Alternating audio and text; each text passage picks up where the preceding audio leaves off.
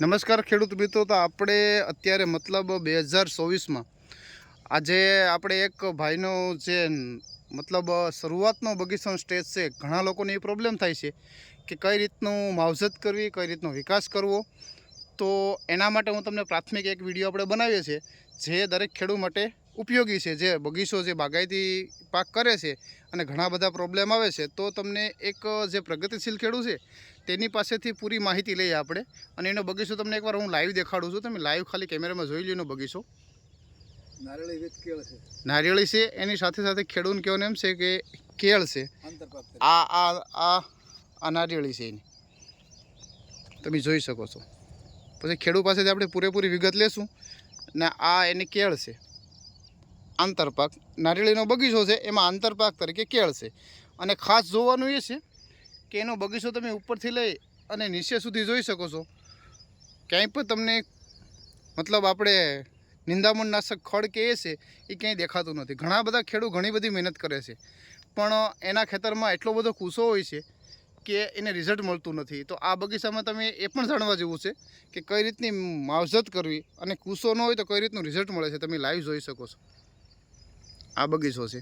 Okay, હવે ખેડૂત આપણી સાથે લાઈવ છે અને પ્રગતિશીલ છે અને ઘણી બધી ટેકનિકથી કામ કરે છે. તો એનો વિડીયો પણ સાંભળવો એક લાવો છે. તો નમસ્કાર, તમારું આખું નામ અને પરિચય આપો ને. મારું નામ છે સોલંકી જેસાભાઈ રામભાઈ, ગામ વડનગર, તાલુકો કોડીનાર અને જિલ્લો ગીર સોમનાથ. ઓકે, હવે જેહાભાઈ, પહેલાં તો તમને ખૂબ ખૂબ ધન્યવાદ કે તમે આ રીતનો બગીચો અને ઘણા બધા ખેડૂતને જે માહિતી નથી, માહિતી પૂરી પાડશો. આજના વિડીયોમાં ઘણી બધી માહિતી તમે આપશો. તો પહેલાં એ જણાવો કે આ બગીચો છે એ તમે કેટલા સમય પહેલાં કરેલો છે? આ જેઠ મહિનામાં, એટલે આશરે 2.5 થી 3 મહિનાનો છે. આ દર્શક મિત્રો તમે જોઈ શકો છો, 2.5 થી 3 મહિના. જ્યારે તમે લાવ્યા હતા ત્યારે આની સાઇઝ કેવડી હતી નારિયેળી અને કેળની? નારિયેળી 2 ફૂટ. આ 2 ફૂટની સાઇઝ હતી આ લાવી ત્યારે. આ તમે અત્યારે જોઈ શકો છો એની હાઈટ. હા, અને કેળ ટીસ્યુ છે એટલે અડધા ફૂટનો જોઈએ. અડધા ફૂટનો જ રોપ હતો આ. ઓકે, હવે તમે શું કરો છો જે હા ભાઈથી આવો બધો બગીચાનો તમારો વિકાસ થયો છે? કઈ બેક્ટેરિયા દર મહિને આપો છો? આમાં પહેલા નંબરમાં તો ખેતર સારું ખેડી. ઓકે, અને એની અંદર દેશી ખાતર શરૂઆતથી. હા, અને પછી પેલી નારિયેળી સૂફી. હા, અને એમાં આંતરપાક તરીકે કેળનું વાવેતર કરેલું છે. ઓકે. અને નિદામણ એક રહેલું ન થવા દેવું જોઈએ. હા, નહીં, 100%. પેલો તો પ્રાથમિક માહિતી રાખવાની. હા, તમે એમાં ગમે કઈ ખાતર પોતર આપો તો પેલું નિદામણ લઈ લે. હા, નિંદામણ નાશક નહીં રાખવાનું. આ બરોબર છે. પછી તમે દર મહિને આપણે એનપીકે ના બેક્ટેરિયા દર મહિને પાણી દ્વારા આપો છો? હા, અને 2 વખત મેં એનપીકે દર 2 મહિના થયા છે. પહેલા મહિને પણ આપ્યા હતા અને બીજા મહિને પણ આપ્યા હતા. અને એની સાથે છંટકાવમાં સ્ટીમ રીસ અને બાયો 99 પણ તમને દેખાય છે અહીંયા.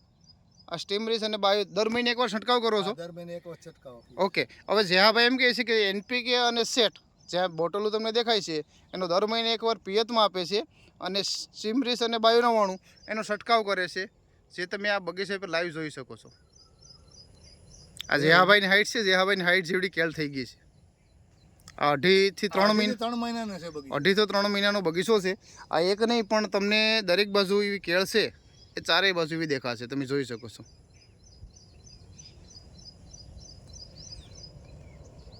હવે જેહાભાઈ, બીજા ખેડૂત મિત્રોને જે બગીચામાં કરે છે અને ઘણી બધી મહેનત કરે છે છતાં પણ સફળતા મળતી નથી, એવા ખેડૂત તમે શું કહેવા માગશો?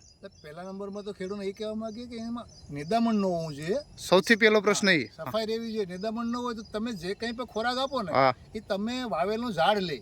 હા, અને પાણી વ્યવસ્થિત પાતા રહો. હા, અને ટૂંકમાં એને ખોરાક જોઈએ છે ત્યારે એને ખોરાક પૂરો પાડ્યા કરો. બરોબર, પૂરા પાડ્યા કરો ટાઈમે ટાઈમે. ઓકે, નમસ્કાર, આભાર. આ જેહાભાઈનો આપણે જે વિડીયો છે એ શૂટિંગ તમને લાઈવ પણ થોડુંક હું બતાવું છું. આગળ જઈને આપણે એક જગ્યાએ ઊભ્યા છે, તો એ પણ લાઈવ પર તમે જોઈ શકો છો કઈ રીતની ટ્રીટમેન્ટ કરે છે, કઈ રીતની માવજત કરે છે. આ તમને લાઈવ બગીચો મિત્રો દેખાય છે.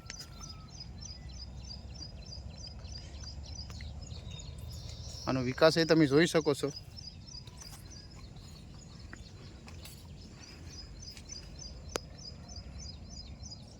આ એક એક નારિયેળીનો વિકાસ છે, તમે લાઈવ જોઈ શકો છો.